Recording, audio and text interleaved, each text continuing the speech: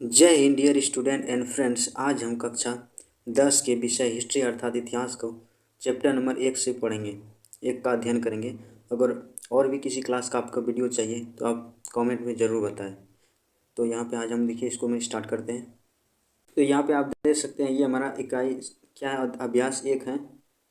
अभ्यास 1 में हमारा क्या है, यूरोप में राष्ट्रवाद। क्या है, यूरोप में राष्ट्रवाद। देखिए आपको हम ये विश्वास दिलाना चाहते हैं, आप ये वीडियो देख लीजिए। अगर आप 10th क्लास में पढ़ते तो आपसे हम विश्वास दिलाते हैं कि 100% आप अगर जो ये वीडियो अगर आप देख लिए तो आप पक्का इसमें अगर जितना भी लॉन्ग टाइप का क्वेश्चन होगा आप उसमें ज़रूर से ज़रूर कुछ लिख के आइएगा। ये हमारा वादा रहा आपसे। अगर आपका ऑब्जेक्टिव छूट जाए तो छूट जाए, लेकिन हम बड़ा वाला क्वेश्चन आपको बिल्कुल नहीं छूटने देंगे। तो आप बिल्कुल वीडियो में बने रहें। देखिए ये चैप्टर स्टार्ट करने से पहले हम कुछ बताना चाहते हैं। जैसे आप सब 9th में पढ़े होंगे, कक्षा 9 में आप पढ़े होंगे अमेरिका स्वतंत्रता संग्राम। आप जरूर पढ़ेंगे अमेरिकी स्वतंत्रता संग्राम। ये अमेरिका स्वतंत्रता संग्राम जो अमेरिका कब आज़ाद हुआ था, कब हुआ था, 1776 में हुआ था। 4 जुलाई 1776 कब हुआ था, 4 जुलाई 1776। और हम बताए थे कि अमेरिका में जो उपनिवेश था, कहाँ का उपनिवेश था, तो ये ब्रिटेन और फ्रांसीस दोनों का उपनिवेश था। कहाँ पे, अमेरिका में। जिसके तहत सप्तवर्षीय युद्ध लड़ा, क्योंकि दोनों में पटरी मार नहीं खाता था। दोनों क्या करता था, हमेशा शासन व्यवस्था में मार करते रहता था। कौन कौन, अमेरिका और फ्रांस।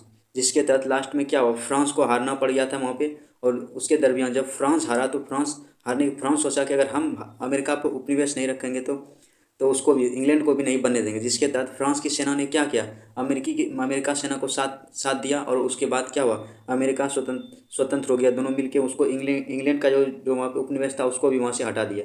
देखिए इसी के तहत जब वो फ्रांस का जनता, फ्रांस में पहले क्या था, फ्रांस में पहले था राजतंत्र। जिसके तहत वो सोचा, फ्रांस की जनता सोचने लगा अगर जो हम अमेरिका को जब हम साथ देके जब ब्रिटेन से उसको उपनिवेश छुड़ा सकते हैं, मतलब आज़ाद करा सकते थे, हम अपने देश में जैसे इतना कट्टरवादी जो निरंकुश राजा हैं तो इसके प्रति हम क्यों ना इसको हम सत्ता से हटा सकते, क्यों नहीं हटा सकते। जब दूसरे देश को साथ देकर हम स्वतंत्रता करा सकते हैं तो फ्रांस में क्यों नहीं राजतंत्र को हम यहाँ पे हटा सकते हैं। तो यहीं से उसको प्रेरणा मिला, जिसके तहत फ्रांस की क्रांति यहाँ से स्टार्ट हुआ था। फ्रांस की क्रांति कब हुआ था, 1789 में। अब हम आते हैं मेन टॉपिक पे। मेन टॉपिक क्या है हमारा, आप पीछे से जान ले। देखिए क्या है, यूरोप में राष्ट्रवाद। आप जानते हो कि महादेश कितना है, महादेश हमारा पृथ्वी महादेश कितना है, 7 महादेश है। कितना महादेश है, 7 महादेश है। देखिए महादेश कितना है, 7। उसमें देखिए पहला नंबर सबसे बड़ा महादेश कौन सा है, एशिया है। उसके बाद अफ्रीका है, ये सीरियल में। उसके बाद उत्तरी अमेरिका, उसके बाद दक्षिण अमेरिका है, उसके बाद अंटार्कटिका, उसके बाद यूरोप है और ऑस्ट्रेलिया है। देखिए इसमें यूरोप में राष्ट्रवाद जो पढ़ रहे हैं, इसमें किसके बारे में पढ़ेंगे, यूरोप महादेश के बारे में। किसमें पढ़ेंगे, देखिए यूरोप महादेश जो है ये दूसरा सबसे क्या है, नीचे से दूसरा सबसे बड़ा महादेश है। और सबसे छोटा कौन सा है, ऑस्ट्रेलिया। ऑस्ट्रेलिया के बाद जो बड़ा है कौन सा है, यूरोप है। देखिए उसी के विषय में पढ़ेंगे। जैसे यहाँ पे आपको ये दिख रहा है मैप में, किसका फोटो, ये यूरोप महादेश का है। जो हमारा चैप्टर है यूरोप में राष्ट्रवाद, अगर हम इसको अगर हम 5 शब्दों में इसको खत्म करना चाहते हैं। देखिए यूरोप में राष्ट्रवाद का तात्पर्य ये हुआ, क्योंकि इसमें क्रांति का कारण ये हुआ क्योंकि यहाँ पे क्या था, राजतंत्र था। क्या था, राजतंत्र था। और यहाँ का जनता जो था पूरा ये राजतंत्र और वहाँ का राजा से उब गया था, क्योंकि राजा जितना भी था वो निरंकुश था, अपनी मनमानी करता था, अपनी दुनिया में मगन रहता था। वो जनता को उसको कोई फिक्र नहीं था। जिसके कारण यहाँ पे क्या होता था, हमेशा यहाँ पे हमेशा क्या अशांति बना रहता था। और इसमें सबसे मेन भूमिका निभाया था किसने, नेपोलियन बोनापार्ट ने। देखिए ये नेपोलियन बोनापार्ट है, ये जो है बहुत ही भूमिका निभाया था इसमें, यूरोप में राष्ट्रवाद में। ये सबसे बड़ा नायक यही है। यही पूरा विश्व में अगर कहीं पे अगर लोकतंत्र का अगर बीजारोपण किया है पूरा यूरोप में, और पूरा विश्व जो प्रेरित हुआ है उसमें सबसे अहम भूमिका निभाया था किसने, नेपोलियन ने। तो आप समझ गए यूरोप में राष्ट्रवाद क्यों होता था, क्योंकि अधिकतर यहाँ पे क्या था, राजतंत्र था। राजा का बेटा राजा बनता था, जिसके तहत यहाँ पे युद्ध होना तय था। वो योग भी नहीं रहता तब भी उसको राजा बना रहता था। अब हम चैप्टर में स्टार्ट करते हैं। देखिए अब आपको महादेश का ज्ञान आपको समझ में आएगा। अब देखिए चैप्टर में बोल रहा है यूरोप में राष्ट्रवाद। यूरोप एक क्या है, महादेश है। देखिए राष्ट्रवाद का मतलब क्या होता है, देखिए राष्ट्रवाद का मतलब अपने देश के प्रति मतलब अटूट विश्वास, मतलब अपने देश को प्रति विश्वास होना चाहिए, अपने देश के प्रति प्यार होना चाहिए, गर्व होना चाहिए। ये सब जो होता है, गर्व की भावना, ये सब क्या है, भारत इसके राष्ट्रवाद कहलाता है। ऐसे आप भारत में रहते हैं, अगर भारतीय सेना को कुछ होता है, अगर कोई शहीद होता है या दूसरा जैसे चाइनीज सिपाही जो भारत को मारता है, आपको क्यों कैसा फील होता है, जैसा आपको जो गर्व होता है देश के प्रति कि हम भी उसको मारे। यही राष्ट्रवाद का भावना है। देखिए राष्ट्रवाद का भावना सभी के मन में होना चाहिए, नहीं तो देश का अस्तित्व भी नहीं रहेगा। तो आपको समझ में आया राष्ट्रवाद का मतलब क्या है। जैसे यहाँ पे ये परिभाषा हम लिखा है। देखिए राष्ट्रवाद का मतलब होता है अपने देश के प्रति स्नेह, प्यार, लगाव, गर्व ही राष्ट्रवाद कहा जाता है। अब राष्ट्रवाद को अपने समझ में आ गया। देखिए यूरोप में जो राष्ट्रवाद पढ़ेंगे उसमें दो व्यक्ति ऐसा था जो राष्ट्रवाद को बढ़ावा देता था। उसका हम नाम बता देते हैं। क्या क्या नाम था उसका? एक नंबर में था अर्नेस्ट रेनर। क्या था? ये फ्रांस का दार्शनिक था। कहाँ का था? फ्रांस का दार्शनिक था। और दूसरा व्यक्ति था फ्रेडरिक सेरियो। क्या था? फ्रेडरिक सेरियो। ये क्या करता था? सभी को परिभाषा देके बताता था कि राष्ट्र वैसा कुछ है जो होना चाहिए, क्योंकि जितना भी यूरोप का पहले देश था तो बहुत भागों में टूटा हुआ था, एक नहीं था। जैसे एक देश में 200 राजा ही था तो क्या उसमें डेवलप होगा? और एक राज्य से जैसे यहाँ पे देखिए आप देख सकते हैं, ये स्वीडन हो गया, हम मान के चलते हैं स्वीडन है तो इसमें बहुत सारा छोटा छोटा टुकड़ा था। अब एक राज्य से दूसरे राज्य में जाने पर उसको टैक्स लगता है, इसके तहत कोई भी काम अच्छा से हो नहीं पाता था। ये भी एक कारण था। उसके बाद दूसरा नंबर व्यक्ति कौन था? फ्रेडरिक सेरियो था। फ्रेडरिक सेरियो क्या करता था? राष्ट्रवाद को बढ़ावा देने के लिए क्या करता था? ये चित्र बनाता था, चित्र एवं झंडा के द्वारा सहायता से क्या बनाता था? देश का बढ़ावा देता था। उसके बाद देखिए सबसे पहले हम पढ़ेंगे इसमें 1789 की फ्रांस की क्रांति। क्या कारण था जो 1789 में फ्रांस में क्रांति करना पड़ा? इसका क्या कारण था उसी के बारे में पढ़ेंगे। देखिए फ्रांस का क्रांति का क्या कारण था? देखिए फ्रांस का क्रांति का सबसे महत्वपूर्ण कारण था वहाँ का राजतंत्र, राजा एवं राजा का निरंकुश होना। देखिए निरंकुश का मतलब होता है किसी का बात वो नहीं मानना, अपने मन में मनमान करना। अब देखिए वहाँ का जनता भूखमरी से मर रहा है, क्या मर रहा है उसको कोई पता नहीं, अपने वो दुनिया मगन है, तो ऐसे राज नहीं चलता था। ये कारण था वहाँ का जनता जो था अपने राजा के प्रति उब गया था, कोई अच्छा काम नहीं करता था, जिसके कारण क्या करता था वहाँ का राजा, उसको राजा अपने अपना प्रजा जो करता था क्या करता था, वहाँ का जो मजदूर सब रहता था वो राजा के विरुद्ध क्या करता था? अधिकतर विरोध करता था। इसी कारण सबसे मेन कारण यही था, राजा का निरंकुश होना। और जो भी योग्य नहीं होता है, मतलब राजा का बेटा राजा बना हो, जो पढ़ा लिखा हो या योग्य नहीं हो लेकिन वो राजा बनेगा, इसके कारण क्या होता था? जनता वहाँ का उब गया था ये सबसे, इसीलिए वहाँ पे क्या हुआ? फ्रांस की क्रांति करना पड़ा। उसके बाद ये फ्रांस क्रांति पड़े। फ्रांस की क्रांति में राजतंत्र, राजतंत्र की कितना कट्टरवादी था फ्रांस को, उसके बारे में जानेंगे। अब देखिए सबसे पहले देखिए उसमें कौन आया था सबसे पहले, अगर इसमें पढ़ेंगे तो इसमें मेंशन किया सबसे पहले आया था लुई 14वां। कौन था?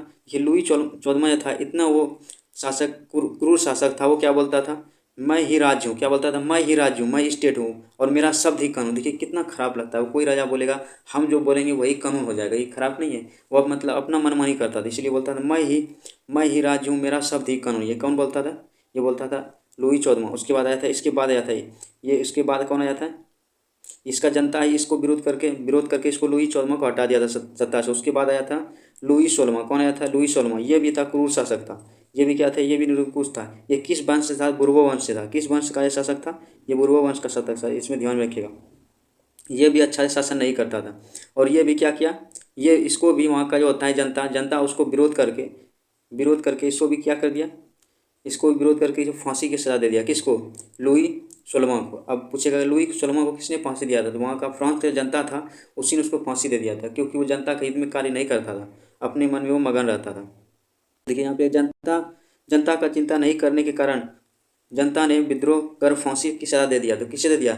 लुई 16वां। देखिए अब देखिए लुई 14वां आया था, लुई 15वां वो भी अच्छा नहीं था, उसके बाद लुई 16वां। इसमें जो जो इंपॉर्टेंट था हम सब इसको इसमें मेंशन करेंगे, बता भी देंगे, तो आप बिल्कुल बने रहिए। उसके बाद देखिए कि लुई 16वां जब उसको फांसी पे चढ़ा दिया, उसके बाद जो संविधान बना उसमें क्या किया? उसमें जनता के लिए बहुत सा अच्छा काम किया। जैसे देखिए समता का अधिकार, क्या बोला? सभी, अभी जो फ्रांस में जितना भी जनता है सभी समान है, कोई उसमें बड़ा छोटा नहीं है, ऐसा ये सब कानून बनाया। उसके बाद देखिए और कानून में क्या क्या बात किया था। उसके बाद फ्रांस हमारा राष्ट्रपिता है, राष्ट्रपिता है। जैसे हम सब बोलते हैं भारत माता की जय, उसी प्रकार वहाँ बोलता था फ्रांस पिता की जय, क्योंकि उसमें क्या बोलता था? फ्रांस हमारा पितृभूमि मतलब पिता का भूमि है। हम सब क्या बोलते हैं? भारत में राष्ट्रीय भूमि। तो ऐसा उसके मरने के बाद ये सब उसमें मतलब जनता ध्वज कानून बनाया, सब छूट गया। उसके बाद राष्ट्रीय ध्वज अपनाया। पहले क्या था फ्रांस में? राष्ट्रीय ध्वज नहीं था। उसके बाद क्या हुआ? जब राष्ट्रीय ध्वज कोई बनाया ताकि देश को राष्ट्र को बढ़ावा हो सके। उसके बाद देखिए फ्रेंच भाषा को राष्ट्रीय भाषा घोषित किया। पहले यहाँ पे बहुत सा भाषा बोला जाता था, जिसके तहत व्यापार होने में दिक्कत होता है, इसलिए बोला ऐसे नहीं चलेगा। अब पूरा फ्रांस जो रहेगा उसमें क्या रहेगा? जैसे यहाँ पे फ्रांस का आपको पिक्चर देख रहे हैं, फ्रांस की राजधानी कहाँ है? पेरिस है। इसका क्या बोला? फ्रांस जो है हमारा, फ्रांस में सिर्फ एक ही भाषा बोलेगा। कौन सा भाषा बोलेगा? फ्रेंच भाषा बोलेगा। कौन सा भाषा बोलेगा? फ्रेंच भाषा बोलेगा, जिसके तहत व्यापार करने में अच्छा होगा। उसके बाद देखिए विभिन्न राज्यों के बीच आयात निर्यात समाप्त कर दिया है। जैसे देखिए ये फ्रांस है, इसमें पहले ये बहुत भागों में टूटा हुआ था, जिसके तहत एक राज्य से दूसरे राज्य में, जैसे यहाँ पे कोई राज्य हो गया, यहाँ पे कोई राज्य हो गया, जब एक राज्य से दूसरे राज्य में जाता था तो क्या होता था? उसको टैक्स लगता था। अब सोचिए इतना सा का देश है, इसमें इतना राज्य रहेगा तो क्या होगा? इसमें अगर ये कोई सामान यहाँ पे बनाती, यहाँ आते थे, अगर 10 अगर जो राज्य अगर स्टेट पार हुआ तो उसमें टैक्स बहुत बढ़ जाता है। इसीलिए बोल दिया कि अपने देश में एक राज्य से दूसरे राज्य में जाने पर कोई वस्तु का टैक्स नहीं मतलब टैक्स फ्री होगा, आयात निर्यात में कोई मतलब कर नहीं लगेगा, जिसके तहत क्या होगा? व्यापार वाणिज्य में बढ़ावा मिलेगा। तो ये इसमें घोषणा किया है सब। जब नया संविधान बना, लुईस 16वां को जब क्या क्या फांसी देने के बाद जो संविधान बना, इसमें ये वर्णन किया गया। उसके बाद देखिए अपने ये सब उसमें बदलाव किया। अब देखिए जब फ्रांस में जब क्रांति हुआ तो उसमें क्या हुआ, फ्रांस में क्रांति जब इतना ये सब जो जनता समूह का जो कानून बनाया। अब देखिए उसका बगल सब जो देश था, जैसे उसका फ्रांस के बगल में कौन कौन सा देश हो गया, जैसे यहाँ पे आपको दिख रहा है फ्रांस के बगल में कौन सा हो गया, इटली हो गया। उसके बाद यहाँ पे देखिए ऑस्ट्रिया हो गया, जर्मनी हो गया। ये सभी सोचने लगा कि हमारे देश में भी क्या है, राजतंत्र है, इसको भी ख़त्म करें और लोकतंत्र लाए, जिसके तहत क्या होगा, वहाँ भी इतना बदलाव होगा। क्योंकि कितनों भी लोकतंत्र राजतंत्र जो होता है, राजतंत्र में उतना उसको क्या होता है, वहाँ का जनता को उतना छूट नहीं मिल सकता है, क्योंकि राजा उतना छूट देता ही नहीं जितना लोकतंत्र में होता है। इसके तहत अन्य देशों में भी क्या हुआ, क्रांति स्टार्ट हो गया। उसके बाद देखिए फ्रांस की क्रांति के प्रभाव देखिए यहाँ पे लिखा है, अगल बगल के देशों में कुछ व्यक्तियों द्वारा जैकोबियन क्लब की स्थापना 1789 में किया। देखिए जैकोबियन क्लब क्या था, एक क्रांतिकारी एक क्लब मतलब समूह था, जिसके तहत वहाँ पे जो क्रांतिकारी व्यक्ति था उसमें भाग लेता था और क्या करता था, विद्रोह करता था राजा के खिलाफ। उसकी स्थापना कब हुआ था, इसमें क्वेश्चन आता है जैकोबियन क्लब की स्थापना कब हुआ था, तो 1789 में हुआ था। देखिए इसका नेपोलियन भी इसका सदस्य बना था। उसका कब ये किसने किया था इसका स्थापना, मैक्सिमिलियन रॉबस्पियर ने। ये क्वेश्चन आता है ऑब्जेक्टिव में, इसको ध्यान रखिएगा। अब देखिए मैं अब आपको समझ, जैकोबियन क्लब क्या था, जैकोबियन क्लब का शामिल कौन हुआ था, वो भी हुआ था, ध्यान में रखिएगा कौन, नेपोलियन। देखिए नेपोलियन इसमें बहुत ही अच्छा व्यक्ति था। इस बदलाव को देखकर फ्रांस के शासक ने पूरे यूरोप के अन्य देशों में बदलाव के चक्कर में क्या हुआ, अब देखिए यहाँ पे जब राजतंत्र खत्म हुआ फ्रांस में, तो अन्य देशों को में भी ऐसा लाने के चक्कर में क्या हुआ, फ्रांस में फिर से मतलब राजतंत्र आ गया। अब देखिए अपने घर में तो बदलाव है ठीक है, अब दूसरे घर में बदलाव की कोई जरूरी नहीं है कि आपका बात दूसरे घर वाला माने। वही हो गया फ्रांस के साथ, एक तो अभी आज़ाद हुआ था और फिर जब दूसरे देश में आने के चक्कर में क्या हो गया, इसमें फिर इसमें हार हो गया। जब दूसरे देश से जब हार हुआ तो क्या हुआ, खुद ही बर्बाद है, जैसे कि फ्रांस खुद बर्बाद हो गया। 1799 तक आते हुए पुनः उसमें राजा का सामंत आ गया, मतलब क्या हुआ, राजतंत्र फिर वहाँ से आ गया। इसलिए किसी दूसरे देश को क्या करना चाहिए, सलाह नहीं देना चाहिए। अगर जो वो भारी पड़ गया तो क्या होता है, दिक्कत आता है। वही हो गया फ्रांस के साथ। अभी तो वहाँ पे छूटा था, इतना बढ़िया कानून बनाया था, राष्ट्रध्वज बनाया था, अपना भाषा अपनाया था, तो इसके चलते क्या हो गया, वहाँ पे फिर से क्या हो गया, राजतंत्र आ गया, शासन आ गया। देखिए फ्रांस लगभग 300 टुकड़ों में टूटा था, कितना था, 300 भागों में विभाजित था। उसके 1789 की फ्रांस की क्रांति का नारा क्या था, इसमें 1789 में जो क्रांतिवाद इसका नारा क्या था, स्वतंत्रता, समानता एवं बंधुता। और एक बार और हम बताए थे जब उसमें बताया था अमेरिका स्वतंत्रता संग्राम, तो अमेरिका स्वतंत्रता संग्राम का क्या था, उसका जो वो था नारा क्या था, प्रत्यक्ष नहीं तो कर नहीं, ये उसका अमेरिका स्वतंत्रता संग्राम का नारा था। और फ्रांस की क्रांति का नारा क्या था, स्वतंत्रता, समानता और बंधुता। ये ध्यान में रखे थे। अब देखिए ये सब जो होने के बाद अब बताए थे, इसमें कौन एंट्री मारता है, नेपोलियन। देखिए नेपोलियन जो था ये बहुत ही योग्य व्यक्ति था। क्या था, इसने क्या किया था, पूरे यूरोप में इसने ही बीजारोपण किया था राष्ट्रवाद का, और राष्ट्रवाद का बीजारोपण किया था, और राजतंत्र को इसी ने खत्म किया था। देखिए नेपोलियन जो था ये लगभग 40 युद्ध लड़ा था छोटा मोटा मिला के, और ये 41वां युद्ध वाटरलू के युद्ध में हार गया था। अब देखिए अब इसमें जब ये सब होने लगा, यहाँ पे जनता जब उब गया तो इस नेपोलियन को यहाँ का शासक बना दिया। कहाँ का, फ्रांस का। जब यहाँ पे राजतंत्र फिर से आ गया तो किसको शासन बना दिया, नेपोलियन को। नेपोलियन एक अच्छा व्यक्ति। देखिए नेपोलियन का जन्म कब हुआ था, 1769 में हुआ था, और 1821 में ये मर गया था सेंट हेलेना द्वीप पे। देखिए जब नेपोलियन जब सत्ता में आता है, कहाँ का सत्ता में, फ्रांस का सत्ता में जब बैठता है, तो देखिए इन्होंने क्या क्या किया था, वो जो जनता जो अपना कानून बनाया था उसको तो रहने दिया था, उसमें सुधार किया था, क्योंकि ये जो ये व्यक्ति था ये निरंकुश शासक नहीं था। कौन, नेपोलियन। अब देखिए ये क्या किया, इन्होंने राजतंत्र क्या किया, इन्होंने राजतंत्र को खत्म कर दिया, क्योंकि राजतंत्र का कट्टर विरोधी था। कौन, नेपोलियन। उसके बाद इसीलिए नेपोलियन को नायक बोला जाता है हमें फ्रांस की स्वतंत्रता, फ्रांस की क्रांति का। देखिए कानून के समक्ष सभी को बराबर अधिकार दिया। कौन, नेपोलियन। नहीं तो पहले क्या था, राजतंत्र में अपना मन चलता, उसके बाद आयात निर्यात कर को समाप्त कर दिया एवं फ्रेंच भाषा को मान्यता दिया। जिस तरह का यहाँ पे जो जनता पहले कानून बनाया था, इसमें ये छेड़छाड़ नहीं किया, और इसमें क्या क्या सुधार किया। कौन, नेपोलियन, जब सत्ता में बैठा फ्रांस में। उसके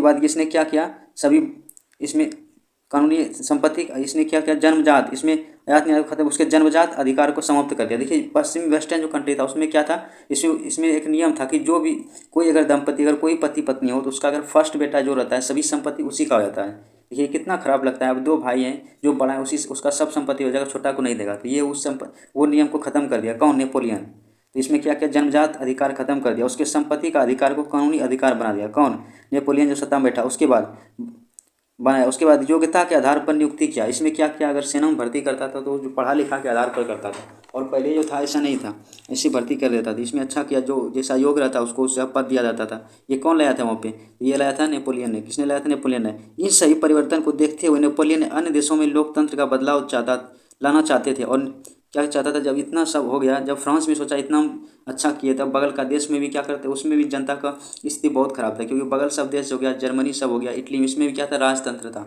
इसको भी चाहता था ये कि उसमें भी लोकतंत्र लाए, जिसके चक्कर में ये भी पिसा गया। अब बताए थे उधर जब फ्रांस में लोकतंत्र आया था, क्या हो, दूसरे के चक्कर में अपना ये क्या हो गया, वहाँ पे अपना जनता विरोध, दूसरे देश विरोध करके उसको क्या कर दिया, वहाँ पे लोकतंत्र को खत्म करके फिर राजतंत्र लाया था, और वही गलती दोहराने लगा कौन, नेपोलियन। तो इसको भी हार करना पड़ जाता है। देखिए नेपोलियन क्या करता है, नेपोलियन को भी लास्ट में हार करना पड़ जाता है, क्योंकि उसका बगल का जो देश होता है, ऑस्ट्रिया हो गया, इटली हो गया, जर्मनी हो गया, तो वहाँ का राजा मिलकर क्या करता है, नेपोलियन को हरा देता है। देखिए नेपोलियन के द्वारा फ्रांस से बाहर किया गया कार्य, देखिए ये क्या करने लगा, जब नेपोलियन वहाँ का शासक बना, देखिए क्या करने लगा, ये पहले क्या किया, इटली में सेसेपियल गणराज्य का स्थापना किया, सेसेपियल एवं ट्रांसपीटन गणराज्य का स्थापना कहाँ में किया इसने जाके, इसने किया था इटली में। कहाँ किया था, इटली में, ये ध्यान में रखिएगा। उसके बाद देखिए जर्मनी गया था, जर्मनी में जर्मन राइख संघ का स्थापना किया था, किसने, इसने किसने किया था, ये भी किया था नेपोलियन ने, क्योंकि जर्मनी भी पहले कितना लगभग 300 भागों में टूटा था, कितना भागों में टूटा था, इसमें 40 को एक जगह इकट्ठा करके उसका नाम रखा जर्मन राइख संघ। तो इसमें क्वेश्चन आता है, जर्मन राइख संघ की स्थापना किसने किया था, नेपोलियन ने किया था। किसने किया था, नेपोलियन ने किया था, इसको ध्यान में रखिएगा। अब देखिए नेपोलियन जब अच्छा अच्छा काम करने लगा अपने देश में, फ्रांस में, तो उसके तहत क्या हो गया, उसका बगल का जो देश था उससे उससे दुश्मनी करने लगा, क्योंकि नेपोलियन जो था वो राजतंत्र का घोर विरोधी था। और हम बताए थे कि यूरोप में जितना भी देश था उसमें सब में क्या था, राजतंत्र था, और राजतंत्र का विरोधी कौन था, नेपोलियन। नेपोलियन चाहता था कि जनता के हित में कानून बने और जनता अच्छा से चले, जिसके तहत जो बगल में उसका देश था, जैसे हंगरी हो गया, उसके बाद इटली हो गया, और उसके बाद हो गया ऑस्ट्रिया हो गया, ये सब उसके विरोध में आ गया, ब्रिटेन हो गया, ये सब उसके विरोध में कार्य करने लगा। किसके विरोध में, नेपोलियन के विरोध में। अब देखिए उसमें जानेंगे नेपोलियन का जो था, नेपोलियन का विरोधी देश कौन कौन सा था, उसमें जानेंगे। उसके बाद क्या क्या विरोध करता था उसके बारे में जानेंगे। देखिए इंग्लैंड था पहले नंबर, उसके बाद जर्मनी हो गया, जर्मनी को सब, देखिए परसा को ही जर्मनी बुलाया था पहले। परसा सबसे बड़ा प्रांत था, एक राज था, जर्मनी का ही एक राज था परसा, जो वहाँ का शासक बिस्मार्क था, बहुत ही पावरफुल शासक था, इसको ध्यान में रखिएगा। पूछेगा जो परसा कहाँ था, तो जर्मनी का ही हिस्सा था, किसका था, जर्मनी का ही। जैसे भारत में सबसे बड़ा राज्य कैसे हो जाता है, राजस्थान क्षेत्रफल में, उसी तरह जो जर्मनी में सबसे बड़ा था परसा। ठीक है, उसके बाद ऑस्ट्रिया हो गया, उसके बाद रूस, ये सब उसका मेन दुश्मन था, किसका, नेपोलियन का, क्योंकि नेपोलियन ने क्या किया था इसमें अपना, मतलब क्या कहता है, उसमें लोकतंत्र लाना चाहता था, और ये सब क्या था, यहाँ पे राजतंत्र था, इसके तहत उसका दुश्मनी हो गया उससे। परसा के बारे में और हम बताना चाहते थे, परसा विश्व का ऐसा पहला देश था जिसमें वहाँ पे शिक्षा को अनिवार्य घोषित कर दिया, ये बोला था कि तुमको पढ़ना ही पड़ेगा, वहाँ का शासक बिस्मार्क था। ठीक, ये ध्यान में रखिएगा, परसा ही पहला विश्व का देश था जो शिक्षा को अनिवार्य किया था, पढ़ना ही होगा सबको। उसके बाद नेपोलियन उदारवादी था, कैसा था नेपोलियन, एकदम उदारवादी, अच्छा, एवं अपना अपमान था, एवं वो अपना अपमान एवं बेइज्जती सहन नहीं कर पाता था। मतलब ये क्या था, एक तो उदारवादी था, और कोई किसी को बोल देता इसको अच्छा नहीं लगता था मुँह पे। उसके तहत उन्होंने प्रेस पर प्रतिबंध लगवा दिया। क्या किया, वहाँ का जनता क्या कर, जब उसका जो विरोधी देश था जिसके तहत वो क्या किया, उसके बारे में कुछ गलत सलत छापने लगा, जिसके तहत वो क्या किया, उन्होंने प्रेस पर बंद करवा दिया। किसने, नेपोलियन ने, क्योंकि बताए वो तो उदारवादी था, अच्छा विचार का था, और क्या करता था, किसी दूसरा अगर कुछ बोल देता था तो उसको, मतलब उसको अच्छा नहीं लगता, जिसके तहत वो क्या किया, अगर गलती सलती छापने लगा दुश्मनी से, उसका जो विरोधी देश था उसके तहत क्या किया, पर इसमें प्रेस पर प्रतिबंध लगा दिया, एवं गलत छापने, कोई गलत नहीं छाप सकते हैं। मतलब क्या किया, उसमें जो वहाँ प्रेस था उसके तहत कोई भी गलत नहीं छाप सकते हैं, एवं आलोचना नहीं सुन सकता था, कौन, नेपोलियन। इसी स्थिति को देखते हुए इसी स्थिति को देखकर इसके विरोधी देश इस पर हमला कर देता है, क्या कर देता है, हमला कर देता है, और अपनी सेना बढ़ाने के लिए कि जब दूसरा देश इस पे क्या करता है, हमला करता है, तो इसमें क्या होता है, उसमें देखिए 3-4 देश मिल जाता है और फ्रांस अकेले रहता है, जिसके तहत नेपोलियन इसमें कुछ गलती काम कर देता है। जैसे देखिए उसमें जब दूसरा देश अपना सेना जब उसमें हमला करने लगता है, ये क्या कर देता है, फ्रांस में बोल देता है कि सभी घर का एक सेना में भर्ती होना अनिवार्य कर देता है। अब सोचिए किसी के घर में अगर सेना में भर्ती नहीं होना है, तभी उसके घर में अगर सेना भर्ती करेगा तो ये गलत नहीं होगा, जिसके तहत यही सब गलती कार्य करने लगा, कौन, नेपोलियन, जिसके तहत वहाँ का जनता ही इसका विरोध करने लगा था। इसीलिए हम बताएं, इसके प्रत्येक घर से सेना में भर्ती करने लगा, एवं अपने को फ्रांस का राजा घोषित कर दिया, कौन, प्रेशर में आके, क्योंकि उसका जो विरोधी देश था उसको क्या करा, चिढ़ाने लगा, मतलब कुछ से कुछ छापने लगा, गलती जो कार्य नहीं करता, जिसके तहत उसको नीचा दिखाने लगा। बगल का देश जैसे ब्रिटेन हो गया, प्रसा हो गया, जर्मनी, प्रसा का जो जर्मनी था, इटली, और ये सब क्या करने लगा, इसका विरोध करने लगा, जिसके तहत वो लड़ने के लिए अपने देश का ही सेना में भर्ती करने लगा। इसके चलते वो क्या कर दिया, फ्रांस का राजा घोषित कर दिया, क्योंकि हम बताए थे नेपोलियन को खुद ही वहाँ का जनता चुन के उसको राजा, वहाँ का शासक बनाया था। अब देखिए, अब जब जनता लोकतंत्र के हिसाब से उसको शासक बनाया था, अब जो राजतंत्र के हिसाब से बन जाएगा तो अब देखिए जनता उसका विरोध करने लगा। किसका? नेपोलियन का, जिसके तहत जनता इसका विरोध कर सत्ता से हटा दिया। किसको? नेपोलियन को। अब देखिए नेपोलियन को जब सत्ता से हटा देता है, जैसे सेंट हेलेना द्वीप पर भेज दिया जाता है। देखिए सेंट हेलेना द्वीप का हम बता देते हैं। देखिए यहाँ पे ये पूरा विश्व का मानचित्र है। यहाँ पे देखिए ये यूरोप है, और यहाँ पे देखिए अफ्रीका। अफ्रीका के पूर्वी भाग में कौन सा है? सेंट हेलेना द्वीप। देखिए अफ्रीका का पूरा पूर्वी भाग है, यहीं पे ये दिखा ST सेंट हेलेना द्वीप। यहीं पे जब उसको जनता विरोध कर देता है उसका नेपोलियन के खिलाफ, तो वहाँ जनता इसको कहाँ पे भेज देता है? वहाँ का शासक जो उसका विरोधी देश होता है, यहीं पे सेंट हेलेना द्वीप पर भेज देता है। किसको? नेपोलियन को। यहीं पे इसका मृत्यु हो जाता है। कब हो जाता है? 1921 में। कब हो जाता है? 1921 में। इसको ध्यान में रखिएगा। सॉरी हम गलत बोले, 1921 नहीं होगा, 1821 में। कब मृत्यु हो जाता है? 1821 में। अब देखिए जब इसका मृत्यु हो जाता है तो जब इसकी मृत्यु हो जाता है, जब नेपोलियन द्वारा लड़ा गया। अब जानेंगे नेपोलियन द्वारा लड़ा गया महत्वपूर्ण युद्ध। देखिए कौन कौन सा युद्ध लड़ा था। पहले था वाटरलू का युद्ध। इसमें क्या हुआ था? नेपोलियन की हार हो गया था, क्योंकि उसमें देखिए 40 युद्ध पहले नेपोलियन जीत चुका था। इसमें 41वां युद्ध में हार गया था, क्योंकि इसका विरोधी देश जो था 3-4 देश था, और ये अकेले लड़ रहा था, जिसके कारण इसको हारना निश्चित था। अब उतना देश लड़ेगा तो ये अकेले था, और सेना का भी कमी था। इसके कारण ये क्या था? वाटरलू। इसमें पूछता है वाटरलू का मैदान कहाँ है? वाटरलू का मैदान जो है बेल्जियम देश में। कहाँ पे है? बेल्जियम में। देखिए बेल्जियम देश जो है, बेल्जियम को वाटरलू का जो मैदान होता है, ये यूरोप का अखाड़ा कहा था। अगर कोई भी युद्ध होता है यूरोप में तो कहाँ होता था? वाटरलू का मैदान में। ये कहाँ पे स्थान है वाटरलू का मैदान? ये वाटरलू का मैदान स्थित है बेल्जियम में। जैसे जिस तरह का यहाँ पानीपत में अगर ज़्यादातर युद्ध होता है तो पानीपत में होता था भारत में। भारत का अखाड़ा किसे बुलाता है? पानीपत। देखिए अखाड़ा उसको बुलाता है जहाँ लड़ने का जगह। उसी तरह यूरोप का अखाड़ा बुलाता है वाटरलू का मैदान। तो उसी में ये हार गया था। देखिए विजयी देश कौन था इसमें? इंग्लैंड था, जर्मनी था, ऑस्ट्रेलिया, रूस। अब देखिए इतना देश मिल के अगर जीत लड़ेगा तो इसमें स्वाभाविक था कि एक व्यक्ति लड़ेगा तो हारना ही था, कि उसके बाद सेना भी अधिक था। अब देखिए नेपोलियन द्वारा बनाया गया कानून को क्या कहा था? नेपोलियन संहिता। जब नेपोलियन आया था सत्ता में, जब ये 1899 में, कब बैठा था ये? 1799 में सत्ता पे बैठा था। कब बैठा था? 1799 में बैठा था। और ये 1804 में एक कोड बनाया था, जिससे बोला था नेपोलियन कोड। नेपोलियन कोड मतलब नेपोलियन संहिता, उसका कानून को बोला था। जैसे देखिए यहाँ पे लिखा है नेपोलियन कोड बनाया था। इस संहिता या कानून कहा था, नेपोलियन कोड कहा जाता है, कोड। इसे कब बनाया था? एक क्वेश्चन पाया था, नेपोलियन कोड कब बना था? 1804 में बना था। इन चारों विजयी देशों ने, जब वो नेपोलियन हार गया था तो इसमें जो जीता हुआ प्रदेश था किसका? नेपोलियन का। तो उसके लिए एक सम्मेलन बुलाया था, जिसे वियना सम्मेलन क्या बुलाता है। इसमें पूछा था वियना सम्मेलन कब हुआ था। देखिए वाटरलू का मैदान में 1815 में हुआ था, उसमें नेपोलियन का हार हुआ था। उसी के चलते जब वाटरलू का युद्ध में जब हार हो गया, जो जीता हुआ प्रांत था नेपोलियन का, अब सोचा अगर जीता हुआ प्रांत जो जो जिसका जिसका था उसको लौटा दिया, जिस देश को, इसी को लौटाने के लिए एक बनाया बुलाया था सम्मेलन। जैसे ऑस्ट्रिया का राजधानी वियना होता है ना, वियना था ना, वहीं पर बैठाया था। और इसका अध्यक्षता किसने किया था? वहाँ का जो चांसलर था या मेटरनिक, उसी ने किया था। मेटरनिक जो ऑस्ट्रेलिया का प्रधानमंत्री था, चांसलर मतलब प्रधानमंत्री होता है। ये कब हुआ था? वियना सम्मेलन 1815 में, जिसकी अध्यक्षता किसने किया था? मेटरनिक किया था। देखिए एवं फ्रांस के द्वारा जीते गए राज्यों को पुनः लौटा दिया। अब बोला जब ये नेपोलियन हार ही गया है, जो प्रांत जीता था पहले नेपोलियन ने, अब जो उसमें जिसका इसका देश का था उसको लौटा दिया। किसके था? वियना सम्मेलन के साथ। तो आपको समझिएगा यहाँ से क्या हो गया, यहाँ से नेपोलियन का मृत्यु के बाद क्या होता है? फिर यहाँ पे राजतंत्र आ जाता है। कहाँ पे? फ्रांस में। अब देखिए किसका शासन आएगा? अब लुई 18वां का शासन आएगा। किसका आएगा? 18वां का। लुई 16वां बताए थे, वो भी था, क्या क्या था, उसको जनता ही फांसी दे दिया था। अब कौन आता है? लुई 18वां। ये भी उसी वंश का था, बुर्बो वंश का। किस वंश का था? ये बुर्बो वंश का था, लेकिन ये थोड़ा क्या था? अच्छा शासक था। कैसा शासक था? थोड़ा अच्छा शासक था। देखिए उसके बाद इसने उतना कम नहीं किया। उसके बाद आया था चार्ल्स दसम। ये क्वेश्चन पूछता है कि 1830 की क्रांति के समय फ्रांस का राजा कौन था? तो इसमें था चार्ल्स दसम। कौन था? चार्ल्स दसम। इसको ध्यान में रखिए, क्वेश्चन पूछता है। क्या पूछता है? 1830 में जो क्रांति हुआ था फ्रांस में, उसका राजा कौन था? चार्ल्स दसम। कौन था? चार्ल्स दसम। ये बिल्कुल पूछता है, इसको ध्यान में रखिएगा। उसके बाद देखिए यह कैसा था? चार्ल्स दसम। ये भी क्रूर शासक था। क्या था? ये क्रूर शासक एवं जनता ने विद्रोह करने पर ये कहाँ भाग गया था? इंग्लैंड भाग गया। कौन? चार्ल्स दसम। ये क्वेश्चन आता है 1830 की क्रांति के समय उसका नेता, वहाँ का राजा कौन था फ्रांस का? तो कौन था? चार्ल्स दसम। उसके बाद इन सभी को देखते हुए मेटरनिक ने कहा, जब इतना क्रांति होता था, जो भी क्रांति होता था मेटरनिक बोलता था सब फ्रांस से स्टार्ट होता है। तंग आ गया था वहाँ का जनता।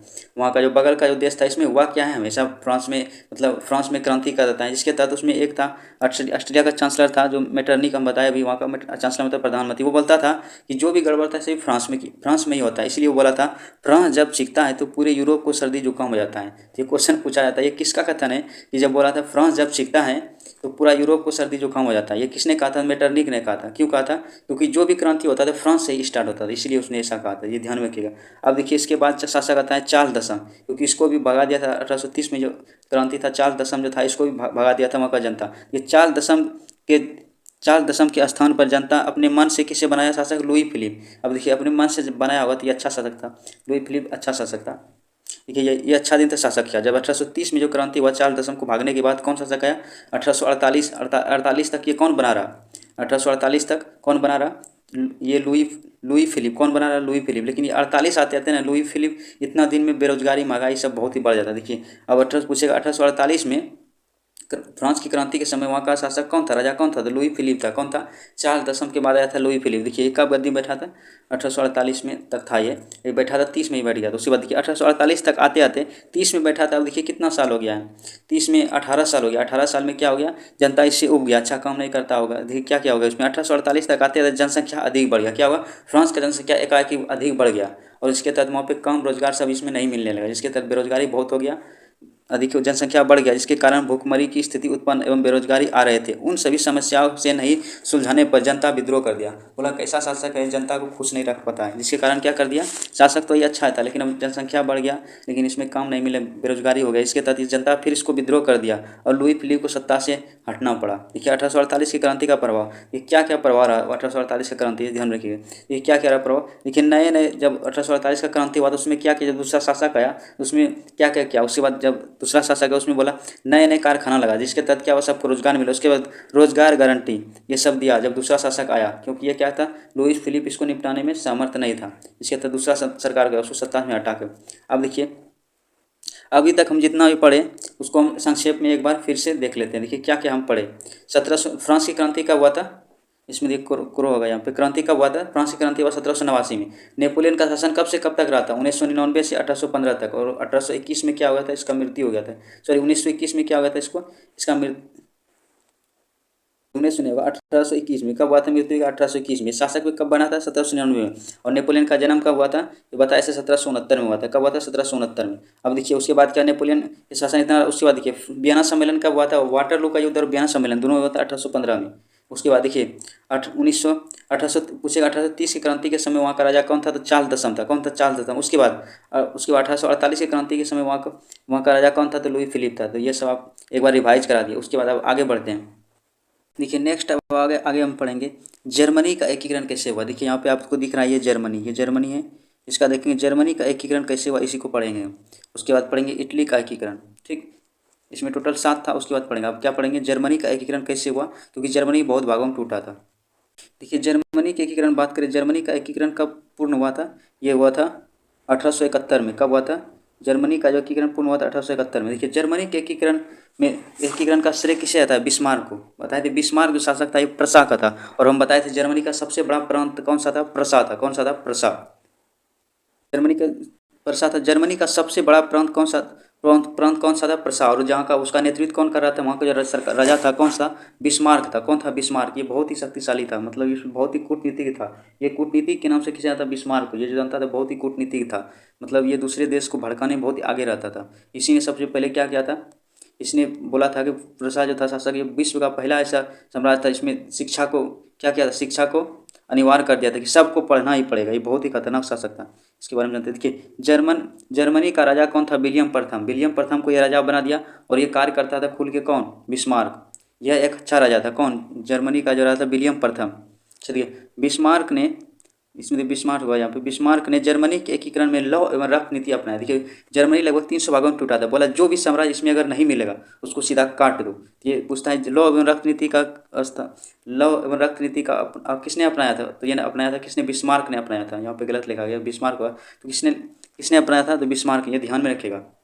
अंग्रेजी में बोला था आयरन एंड ब्लड की नीति किसने अपनाया था? बिस्मार्क। ध्यान रखिएगा। उसके बाद बिस्मार्क जो था ये बहुत ही कूटनीतिक था। ये दूसरे देश को भड़काने में बहुत ही आगे रहता था। ये कूटनीतिक था। जर्मनी के एकीकरण करने में कि जर्मनी के एकीकरण करने में तो ये ऐसे तो हो नहीं सकता, क्योंकि जर्मनी का जो साम्राज्य था, जर्मनी का जो राज था, बहुत से उसके कुछ उस समय जो सबसे पावरफुल था राज ऑस्ट्रिया था। कौन सा था? ऑस्ट्रिया। कुछ उसको ऑस्ट्रेलिया ले लिया था, तो कुछ इसके पास था, फ्रांस के पास था। तो इसी तरह सब टूटा हुआ था जर्मनी। इसके तहत वो क्या करता था, उसके तहत तो कोई अपने से देगा नहीं साम्राज्य, जो चीना जिसके साथ होगा। इसके तहत क्या करना पड़ा, उसको युद्ध लड़ना पड़ा था। किसको? बिस्मार्क तो देखिए जर्मनी को एकीकरण में लड़ा गया, दोनों लड़ा गया। इसमें 3 गो युद्ध लड़ा गया था। कौन सा? पहले डेनमार्क से, क्योंकि जो डेनमार्क जो था ये भी क्या किया था, इसी डेनमार्क को हम दिखा दें फिगर। एक था डेनमार्क था, डेनमार्क जो थे हेलिस्टीन जो प्रांत था ये किसका था? डेनमार्क का। और ये क्षेत्र किसका था? जर्मनी का। और कब्जा कौन कर लिया था? डेनमार्क। तो एक डेनमार्क से भी युद्ध लड़ना पड़ा। उसके बाद एक ऑस्ट्रिया भी इसका ले लिया था, एक जगह एक प्रांत ले लिया था, इससे भी युद्ध करना पड़ा था। और उसके बाद फ्रांस, ये 3 देश था जिसका जिसका ज़मीन कौन ले लिया था, जिसका फ्रांस सॉरी जर्मनी का जो था प्रांत, जर्मनी का जो राज था, जर्मनी का राज, ये सब क्या करता है? कब्जा कर दिया था। कौन? डेनमार्क था, ऑस्ट्रिया था, फ्रांस था। देखिए जर्मनी का जब एकीकरण हो रहा था, ये सबसे युद्ध करना पड़ा। किससे? अभी बताए थे। ये देखिए यहाँ पे डेनमार्क दिख रहा है, क्योंकि इसका भी इधर का एरिया ये ले लिया था। कौन? डेनमार्क। तो जब एकीकरण करेगा तो उसका एरिया लेना पड़ेगा। उसके बाद देखिए इधर फ्रांस है, फ्रांस भी क्या क्या था, इसका जर्मनी का कुछ प्रांत लिया था, तो फ्रांस से भी युद्ध करना पड़ा। उसके बाद यहाँ पे देखिए छोटा सा देश दिख रहा है ऑस्ट्रिया, इसकी राजधानी वियना है। इसका भी थोड़ा सा जर्मनी का फ्रांस था। जब जर्मनी का एकीकरण कर रहा था, ये तीनों से युद्ध करेगा, तभी तो इसका इसका जो प्रांत लिया है तो उसको पहुंचना। ये तीनों से युद्ध किया था। किससे किया था? ये तीनों से युद्ध किया था। अब देखिए बिस्मार्क जो था बहुत ही कूटनीतिक था। अब देखिए कैसे चालाकी से ये तीनों देश को अपने में जीत के और लड़ा लेगा, और अपना सहायता लेके ये तीनों को हरा के अपना देखिए जर्मनी का एकीकरण करेगा। उसके बारे में जानेंगे। ये जर्मनी का एकीकरण करने में सबसे पहला युद्ध जो लड़ेगा डेनमार्क से, क्योंकि इसका हेलिस्टीन वाला एरिया था, डेनमार्क ने ले लिया था। किसका? जर्मनी का। अब देखिए डेनमार्क से युद्ध करता है, क्या करता है, इसमें होता है इसमें 1864 में डेनमार्क क्या होता है? पराजय हो जाता है। इसमें जब डेनमार्क का युद्ध होता है तो इसमें जानता था डेनमार्क को हम डायरेक्ट नहीं हरा सकते थे, और उसमें सबसे पावरफुल था ऑस्ट्रिया। कौन था? ऑस्ट्रिया। तो इसमें बोला डेनमार्क से जब युद्ध लड़ रहा था तो इसने क्या? जर्मनी। तो इसमें जर्मनी बोला, जर्मनी किससे सहायता मांगा? जर्मनी ने मांगा ऑस्ट्रिया से सहायता। बोला ऑस्ट्रिया तुम सहायता करो मेरा, हम जब तुम्हें तकलीफ होगा तो मतलब हम भी तुमको क्या करेंगे? सहायता करेंगे। जिसके तहत क्या हो गया, इसमें इधर से जर्मनी और ऑस्ट्रिया लड़ा। तो अब देखिए जर्मनी जब ऑस्ट्रिया लड़ा तो डेनमार्क को क्या किया? पराजित कर दिया। और जो हेलेस्टीन वाला एरिया था तो जर्मनी अपने कब्जे में ले लिया। तो ये कब हुआ था युद्ध? ये पूछा था डेनमार्क का युद्ध कब हुआ था? तो डेनमार्क का युद्ध 1864 में हुआ था। कब हुआ था? 1864 में। डेनमार्क के युद्ध में कौन कौन लड़ा था? ऑस्ट्रिया लड़ा था और जर्मनी का साथ दिया था ऑस्ट्रिया ने। अब देखिए जब डेनमार्क का युद्ध जब हार गया, अब किससे लड़ेगा युद्ध? जब इसका प्रांत हार गया अब लड़ेगा ऑस्ट्रिया से। देखिए कितना होशियार था, कूटनीतिक कितना था बिस्मार्क। अब इसी किससे आके दोस्ती कर लिया? जर्मनी का जो शासक, जो प्रशासक जर्मनी का शासक था, वो किससे का दोस्ती कर लिया? अब कर लिया फ्रांस से। अब फ्रांस से दोस्ती करके क्या किया? सेडेवा का युद्ध लड़ा। किससे? ऑस्ट्रिया से। देखिए अकेले नहीं लड़ रहा है, ये को क्या कर रहा है? साथ ले रहा है। अब देखिए ये क्या कर रहा है? साथ ले रहा है। जिसके तहत क्या करता है? जर्मनी और फ्रांस दोनों मिलकर किसको हरा देते हैं? ऑस्ट्रिया को, क्योंकि उस समय सबसे ऑस्ट्रिया का सबसे मैटर नहीं था, सबसे पावरफुल था वो। अब दोनों मिलकर जब इसको हरा देता है तो इसकी किस युद्ध में इसको ऑस्ट्रिया को हरा जाता है? ये सेडोवा के युद्ध में। किसमें हराता है? सेडोवा का युद्ध में। इस क्वेश्चन पूछा सेडोवा का युद्ध कब हुआ था? 1866 में हुआ था। इसमें किसका हार हुआ था? ऑस्ट्रिया में। कौन कौन लड़ा था? जर्मनी और फ्रांस दोनों मिलकर लड़ा था। अब देखिए इसमें अब देखिए डेनमार्क को भी हरा दिया, अब ऑस्ट्रिया को हरा दिया। अब देखिए दो जो प्रांत बता था वो तो अपना ले लिया। कौन? जर्मनी। अब देखिए लास्ट में कौन बचता है? लास्ट में बचता है फ्रांस। कौन बचता है? फ्रांस। देखिए अब जब इतना ये युद्ध जीत लेता है तो इसको कॉन्फिडेंस लेवल हाई होता है। किसका? जर्मनी का, क्योंकि उसका शासक तो प्रसाद शासक तो बिस्मार्क था, ये बहुत ही पावरफुल था। अब देखिए जब क्या करता है, जब ये इससे लड़ता है, लास्ट युद्ध जो लड़ता है किससे लड़ता है? ये फ्रांस से लड़ता है। किससे लड़ता है? फ्रांस से। और फ्रांस को भी क्या करता है? लास्ट में हरा देता है। उसके बाद क्या होता है? सेडोवा का युद्ध में क्या करता है? फ्रांस को हरा दिया। ये कब हुआ था युद्ध? 1870 में। कब हुआ था? 1870 में। जब ये युद्ध होता है तो क्या होता है? जो भी प्रांत जर्मनी का ये तीनों देश लिया रहता है, डेनमार्क लिया रहता है, ऑस्ट्रिया लिया रहता है और फ्रांस, ये सब को कौन कौन अपने में मिला लेता है? जर्मनी। जिसके तहत क्या होता है? जर्मनी का होता है एकीकरण पूरा होता है। देखिए एकीकरण का मतलब होता है जितना भी उसका साम्राज्य टूटा हुआ हो, जितना बिखरा हो, सभी जगह एक जगह इकट्ठा करना, उसी को क्या कहता है? एकीकरण। अब देखिए एकीकरण, अब देखिए जब एकीकरण के बाद देखिए अब कैसे दिखता है देश। यहाँ पे देखिए जर्मनी है। देखिए अब जर्मनी जब एकीकरण के बाद जो अभी जर्मनी देख रहे हैं इस तरह का था, और ऑस्ट्रिया पहले देखिए कितना पावरफुल था, इतना सामने सिमट के रह गया कि उसके बाद योग शासक नहीं आया था। इसके बाद मेटरनिक के बाद, जिसके कारण क्या हुआ? इतना सामने सिमट गया। और जर्मनी का शासक प्रशासक बहुत ही खतरनाक था बिस्मार्क। वो देखिए कितना बड़ा इसको प्रांत बना लिया है। फ्रांस भी अच्छा है। ये किसके बाद है? ये जर्मनी के एकीकरण के बाद। ये जर्मनी का एकीकरण कब हुआ था? 1871 में। कब हुआ था? 1871 में। देखिए अब जर्मनी का एकीकरण पढ़ लिए। जर्मनी का पूछे एकीकरण में सबसे मेन भूमिका निभाया था बिस्मार्क ने। बिस्मार्क जो था बहुत ही कूटनीतिक था, युद्ध में ये क्या करता था, बहुत ही होशियारी करता था, चालाकी करता था। इसने क्या किया था, यहाँ का जो था प्रधानमंत्री किसको बनाया था, सॉरी वहाँ का जो राजा था कौन था, विलियम प्रथम था। और कौन विलियम प्रथम था, जर्मनी का राजा। और क्या करता था, बिस्मार्क को क्या करता है, ये अपना जो प्रधानमंत्री बना दिया था। इसके तहत बिस्मार्क जो था बहुत ही कूटनीतिक था। इसी के चलते क्या हुआ, जर्मनी का एकीकरण संभव हुआ। ये फ्रांस को जब हराता है सेडोवा के युद्ध में, इसको कोई कारण नहीं मिलता है। इसके कारण ये क्या करता है, देखिए यहाँ पे लिखा हुआ है, फ्रांस को देखिए कैसे हराता है, क्या दिमाग लगाता है। यहाँ पे देखिए फ्रांस में उत्तराधिकार का युद्ध चल रहा था। क्या चल रहा था, राजा का युद्ध चल रहा था। इसका फायदा उठा लेता है कौन, ये उठा लेता है जर्मनी, जिसके तहत क्या कहता है, युद्ध कर लेता है किससे, फ्रांस से जब युद्ध करता है तो क्या करता है, हार जाता है। जब तीनों युद्ध में क्या होता है, जब तीनों युद्ध में कौन जीतता है, देखिए तीनों युद्ध में विजय के बाद फ्रैंकफर्ट की संधि होता है। क्या होता है, फ्रैंकफर्ट की संधि, जिसके तहत क्या करता है, 1871 में फ्रांस एवं प्रसा के बीच फ्रांस एवं प्रसा के बीच विलियम प्रथम को जर्मनी का राजा बनाया था। सॉरी यहाँ पे ये लिखा रहेगा, फ्रांस इस युद्ध के बाद फ्रैंकफर्ट संधि के बाद क्या होता है, जर्मनी का राजा किसे बनाता है, विलियम प्रथम को। किसको बनाता है, विलियम प्रथम को। और इस तरह क्या आता है, जर्मनी का एकीकरण हो जाता है। तो आपको समझ में आया जर्मनी का एकीकरण कैसे हुआ। देखिए अब हम क्या पढ़ेंगे, अब पढ़ेंगे इटली का एकीकरण। क्या पढ़ेंगे, इटली का एकीकरण। देखिए जर्मनी का एकीकरण हो गया, अब पढ़ेंगे इटली का एकीकरण। देखिए इसका भी एकीकरण कब हुआ था, 1871 में हुआ था। देखिए इटली भी पहले था, ये भी लगभग 7 भागों में टूटा हुआ था। कितने 7 भागों में। इटली का एकीकरण का जनक, इसमें कितना आदमी, इसमें देखिए बहुत सा, इसमें 3-4 आदमी था। इसमें देखिए कौन कौन सा था, एक था मेजनी था, उसके बाद काउंट काउर था, गैरीबॉल्डी था, उसके बाद विक्टर एमेलियन था। इसमें देखिए सबसे मुख्य भूमिका निभाया था गैरीबॉल्डी। इसमें सबसे अच्छा जो हमको लगता है गैरीबॉल्डी, ये बहुत ही देशभक्ति व्यक्ति था, ये सबसे मेन व्यक्ति था। कौन, गैरीबॉल्डी। इसे इटली का एकीकरण का तलवार कहा जाता है। किसे कहा था, गैरीबॉल्डी को। अब पूछे इटली के एकीकरण का तलवार किसे कहा था, गैरीबॉल्डी को। इसको ध्यान में रखिएगा। अब देखिए इसमें 4 व्यक्ति था। इसमें पूछेगा इटली के एकीकरण में कौन कौन जनक था, कौन कौन भूमिका निभाया था। इसमें याद रखिएगा, मेजनी था, उसके बाद काउंट काउर था, गैरीबॉल्डी था, विक्टर एमेलियन था। क्योंकि 5 नंबर का क्वेश्चन आता है हर बार इसको ध्यान से पढ़िएगा। हम पहले जानेंगे मेजनी के बारे में। देखिए मेजनी कार्बोनरी का सदस्य का बना था, 1810 में बना था। देखिए कार्बोनरी क्या था, एक क्रांतिकारी का समूह था जिसका ये सदस्य बना था। कौन, मेजनी सदस्य बना। मेटरनिक ने मेजनी को कहा, यह हमारे समाज का सबसे बड़ा दुश्मन है। किसने बोला था, ये बोला था मेटरनिक ने। अब देखिए कैसे बोला था, देखिए जब इटली का एकीकरण करने का समय आया तो उसमें क्या बोल रहा था, क्योंकि इटली का जो कुछ ज़मीन था वो ऑस्ट्रिया लिया था। कौन लिया था, ऑस्ट्रेलिया, कुछ प्रांत उसका लिया था। और ऑस्ट्रेलिया का चांसलर हम बताए थे कौन था, मेटरनिक था। कौन था, ऑस्ट्रिया का चांसलर कौन था, मेटरनिक। जिसके तहत जब एकीकरण करता तो इसके साथ युद्ध करता कौन, मेजनी। किससे, ऑस्ट्रेलिया से। इसीलिए बोला कि जो मेटरनिक जो है, सॉरी मेजनी जो है, जो ये हमारे समाज का सबसे बड़ा दुश्मन है। किसने कहा था, ये मेटरनिक ने कहा था। क्यों कहा था, क्योंकि जब इटली का एकीकरण करता तो मेजनी से युद्ध करना पड़ता, इसीलिए ऐसा वो बोला था। तो ये ध्यान में रखिएगा, ठीक, दुश्मन है। उसके बाद देखिए मेजनी ने क्या किया था, उसके बाद 1831 में इसने यंग इटली का स्थापना किया था। यंग मतलब होता है जवान इटली। यंग इटली का स्थापना किसने किया था, मेजनी ने किया था। उसके बाद 1834 में क्या किया था, यंग यूरोप की स्थापना भी किसने किया था, मेजनी ने। ये सब इसका ध्यान में रखिए, सब क्वेश्चन पूछता है। उसके बाद ये पूछता है कि 1851 में फ्रेंडली इटली की स्थापना किसने किया था, मेजनी ने किया था। ये कब किया था, 1851 में। ये सब पूछने वाला क्वेश्चन, ध्यान रखिए। उसके बाद इटली के एकीकरण में सार्डिनिया पिटमाउंट के नेतृत्व में हो, वहाँ का राजा विक्टर एमेलियन ने भी वहाँ का जो राजा था कौन था, इसमें क्या कहता था, इटली का एकीकरण हो, ये भी चाहता था। क्या चाहता था, इटली का एकीकरण हो, लेकिन सार्डिनिया पिटमाउंट। देखिए जब हम इटली दिखा रहे हैं हम। देखिए ये हमारा इटली का फोटो है, किसका, इटली का। देखिए ये जो प्रांत है यहाँ पे दिख रहा है, ये किसको बोलता है, सार्डिनिया पिटमाउंट। देखिए विक्टर एमेलियन भी चाहता था कि इटली का एकीकरण हो, लेकिन किसके नेतृत्व में हो, सार्डिनिया पिटमाउंट। जिसे भारत में बोल देंगे कि भारत का एकीकरण हो, जिससे भारत 28 राज्य में टूट जाए, तो उसमें बोलेगा कि इसको एकीकरण करने के लिए सबसे पहले किस राज्य को मिलाना पड़ेगा। ये सबसे पहले उस राज्य को मिलाना पड़ेगा जो सबसे पावरफुल हो। तो कौन सा हो, अभी वो एकीकरण करेगा भारत को, तो हमको महाराष्ट्र को पहले मिलाना पड़ेगा, क्योंकि महाराष्ट्र भी सबसे आगे। तो उसी तरह जब इटली का एकीकरण करने के बाद आया तो विक्टर एमेलियन क्या बोला, वहाँ का जो प्रधानमंत्री था वो मेजनी को बोला इसका भी एकीकरण हो, लेकिन किसके नेतृत्व में, सार्डिनिया पिटमाउंट, क्योंकि ये सबसे बड़ा वहाँ का प्रांत था। ठीक, ये ध्यान में रखिएगा। और यहाँ का शासक कौन था, चार्ल्स एडवर्ड। कौन था, चार्ल्स एडवर्ड। यहाँ का शासक कौन था, चार्ल्स एडवर्ड। ये ध्यान में रखिएगा, सार्डिनिया पिटमाउंट का शासक कौन, चार्ल्स एडवर्ड। अब देखिए इटली का एकीकरण, लेकिन किसके नेतृत्व में हो, सार्डिनिया पिटमाउंट। किसके, सार्डिनिया पिटमाउंट। इस सार्डिनिया पिटमाउंट के नेतृत्व में वहाँ का राजा विक्टर एमेलियन भी एकीकरण करना चाहता था।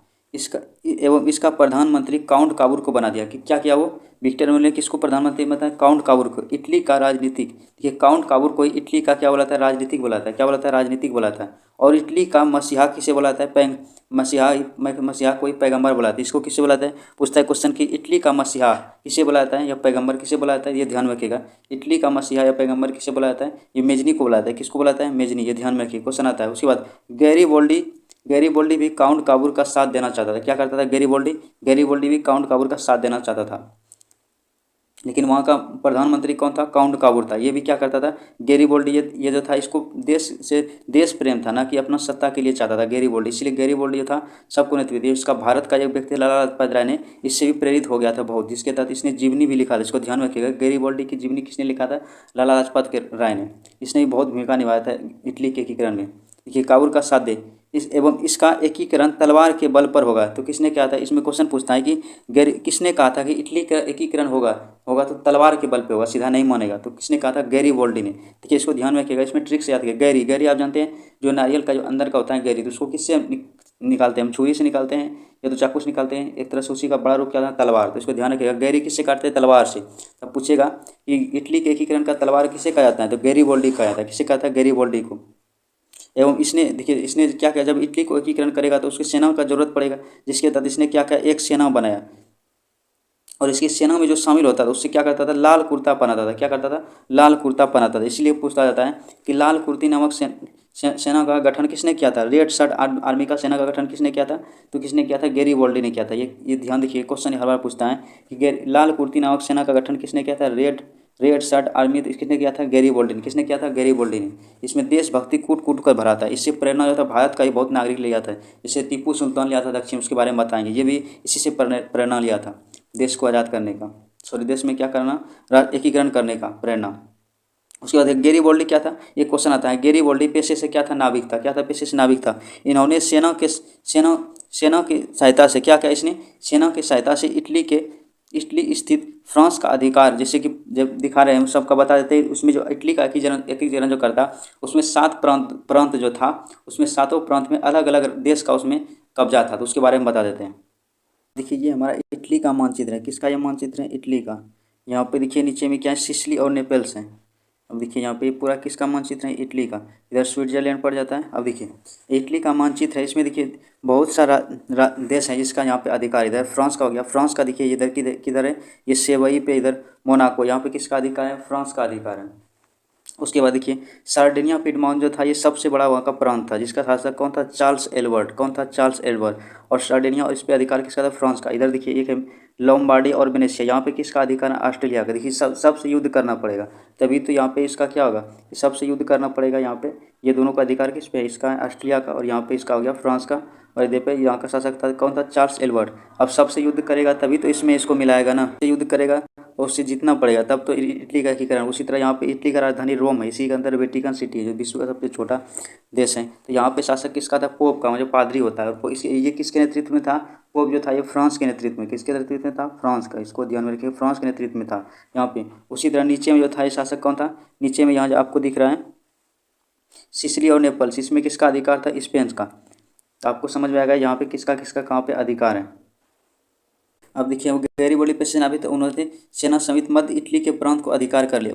मध्य इटली प्रांत स्थित फ्रांस का जो अधिकार था, ये फ्रांस में किस अधिकार था, किसका, फ्रांस में किसका अधिकार था, पार्मा, मेडोना और टास्किन। इसको याद रखिएगा, PMT। कोई टाइम पूछता है ना कितना बजता है, PM मतलब पूर्वाह्न, उसके बाद टाइम तो कितना बताता है, क्योंकि देखिए पूर्वाह्न उसको बोला, जैसे 12 बजे से दिन से 12 बजे रात का टाइम क्या बताता है, पूर्वाह्न। ऐसे उसको याद रखिएगा, PMT क्या है, PMT। पी से हो गया पार्मा, मेडोना और टास्किन। इस पर किसका अधिकार था, इस पे अधिकार था फ्रांस का, जिसको क्या करता था ये गैरीबोल्डी, अपना सेना था लाल कुर्ती सेना, इसी के तहत वो क्या करता है, हमला करके वो जीत जाता है। और किसमें जीतने के बाद क्या करता है, इटली में मिला लेता है। तो हम दिखाते हैं पार्मा, मेडोना और टास्किन। देख सकते हैं, ये देखिए यहाँ पे ये पार्मा हो गया, मेडोना हो गया और टास्किन, ये किसके कब्जा में थे, या फ्रांस के कब्जा में थे।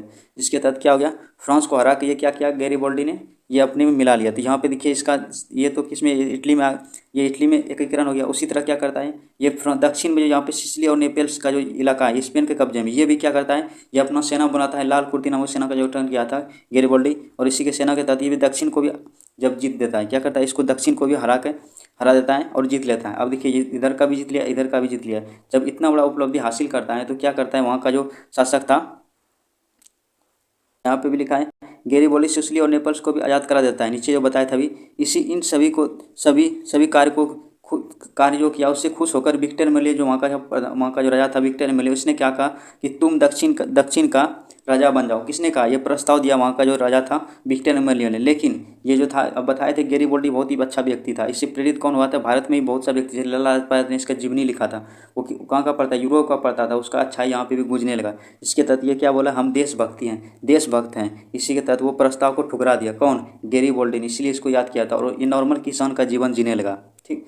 और इसमें यहाँ से अपना जो था इटली छोड़ के भी चला गया था एक आइलैंड पे रखने के लिए। तो इसने लास्ट में प्रस्ताव मांगा था कि हमको कुछ बीज दे दिए ताकि हम वहाँ पे खेती करके रह सके। और इसका ये सबसे बड़ा योगदान पूरा विश्व के लिए प्रेरणा बन गया था, जो गैरिबॉल्डी ने ये योगदान दिया था। तो क्या बोला, इसने प्रस्ताव ठुकरा दिया और क्या बोला, हम देशभक्त हैं। लेकिन देखिए यहाँ पे देखिए लिखा हुआ है इटली का राजा बन जाओ, लेकिन क्या किया उसने, प्रस्ताव ठुकरा दिया। अब देखिए इस तरह क्या हो गया, इस तरह पूरा जब जीत लिया तो क्या हो गया, पूरा इटली का एकीकरण संभव हो गया। तो आपको पता चला इसमें इटली के एकीकरण कैसे कैसे संभव हुआ, इसमें कौन कौन सा व्यक्ति भूमिका निभाया था, तो आपको ये सब समझ में आ गया।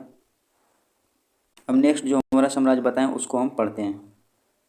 देखिए अब हम जाने कि इसमें यूनान में राष्ट्र था।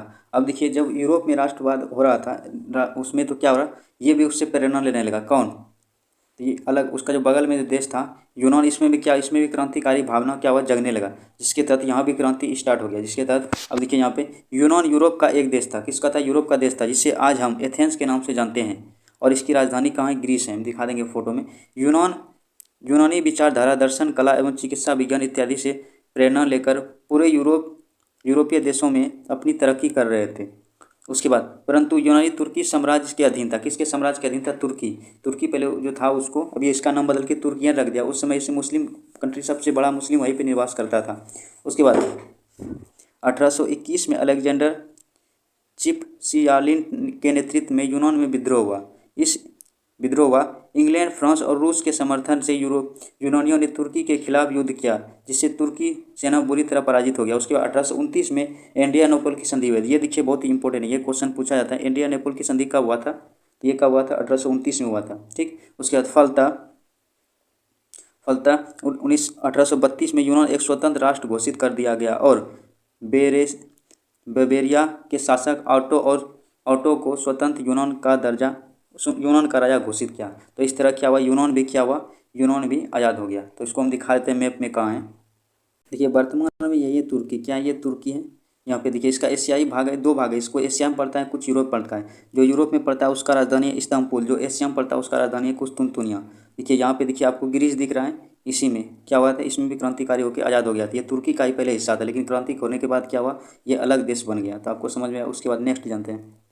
देखिए हंगरी का राष्ट्रीय उद्यान, देखिए हंगरी का राजधानी कहाँ है, ये ध्यान में, हंगरी का राजधानी बुडापेस्ट है। कहाँ, ये क्वेश्चन पूछा, हंगरी का राजधानी कहाँ है, तो बुडापेस्ट है। देखिए इसमें कैसे क्रांतिकारी होकर ये आज़ाद हुआ। हंगरी यूरोप का एक देश है जिसकी राजधानी बुडापेस्ट है। हंगरी एक ऑस्ट्रिया का नियंत्रण था। किसका नियंत्रण था, हंगरी पर ऑस्ट्रिया का, जिसका चांसलर कौन था, मेटरनिख। उसके बाद हंगरी में आंदोलन का नेतृत्व किसके नेतृत्व में हुआ था, कोसुत के तथा फ्रांसिस डी नमक क्रांतिकारी कर रहे थे। उसके बाद अंततः 1848 में ऑस्ट्रिया सरकार ने वहाँ के मंत्रिपरिषद की मांग स्वीकार कर ली और क्या कर दिया, इसके तहत उसको आज़ाद कर दिया हंगरी को।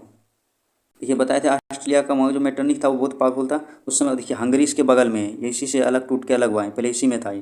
देखिए हंगरी है, ये हंगरी का राजधानी कहाँ है, बुडापेस्ट। उसके बाद नेक्स्ट देखते हैं। देखिए आप पढ़ेंगे पोलैंड में राष्ट्रीयता का उदय। देखिए पोलैंड यूरोप का एक देश है जिसकी राजधानी वार्सा है। पोलैंड पर रूस तथा ऑस्ट्रेलिया का नियंत्रण था, मतलब रूस और ऑस्ट्रेलिया दोनों कंट्रोल करता। उसके बाद 1830 में यहाँ भी क्रांति हुई, परंतु विद्रोह का कुचल दिया गया। अंततः 1918 में प्रथम विश्व युद्ध के बाद पोलैंड भी क्या हुआ, आज़ाद हो गया। तो अब जानेंगे पोलैंड कहाँ पे। देखिए ये हो गया ऑस्ट्रिया यहाँ पे, ये इसके बाद देखिए इधर हो गया रूस, इसका राजधानी मॉस्को। यहाँ पे देखिए बीच में पोलैंड है, इसमें दोनों देश का आधिपत्य था। इसका राजधानी कहाँ है, वार्सा है, इसको ध्यान में रखिएगा। अब इसको आज़ादी हो गया। अब नेक्स्ट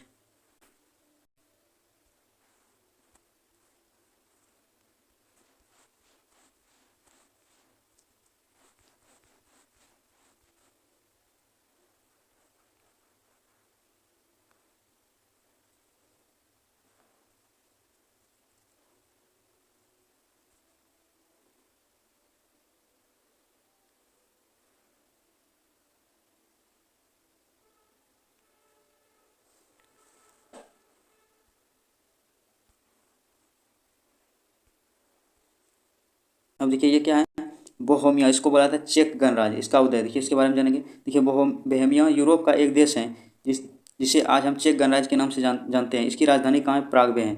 उसके बाद यह देश चेक जाति के लोग बहुसंख्यक थे। बहुसंख्यक मतलब उसका जो संख्या बहुत ज़्यादा हो, उसी को बोलता है बहुसंख्यक। ये और यहाँ पे ऑस्ट्रिया का नियंत्रण था। किसका था? ऑस्ट्रिया का। इसको हम देख लेते हैं। यहाँ पे क्या हुआ? क्रांति हुआ और ये भी आज़ाद हो गया। अब नेक्स्ट देखिए, यहाँ पे यही था बोहेमिया। कहाँ पे है बोहेमिया? ये देखिए यहाँ पे दिख रहा है चेक गणराज्य, यहीं पे उसका पहले शासक था। तो यहीं पे ये भी क्या हुआ? यहाँ भी आंदोलन हुआ, ये भी क्या हुआ? आज़ाद हो गया। अब देख लिए यहाँ पे यूरोप में राष्ट्रवाद में देखिए कहाँ कहाँ पे सब में देश में जो आज़ाद हुआ, हम सबका देश को हम बता चुके हैं। अगर कोई भी इसमें देखिए, अब इसका जो यहाँ पे जो यूरोप में राष्ट्रवाद हुआ, उसका प्रेरणा देखिए भारत में भी फैला था। उसके बारे में थोड़ा जान लेते हैं। अब देखिए यहाँ पे यूरोप में राष्ट्रवाद का प्रादुर्भाव ने यूरोप में नहीं वरन पूरे विश्व में जागरूकता बनाया, मतलब राष्ट्रवाद को भावना दिया, जिसके कारण अफ्रीका एवं एशियाई उपनिवेश में भी सत्ता के खिलाफ मुक्ति के लिए राष्ट्रता की लहर हुआ, मतलब देश की मांग होने लगा। उसके बाद मांग हुआ। इसी तरह भारत इसी परिप्रेक्ष्य में भारत भी यूरोपीय राष्ट्रवाद के संदेश पहुंचाने शुरू हो चुके। जैसे मैसूर का शासक टीपू सुल्तान कहाँ का शासक था? मैसूर का।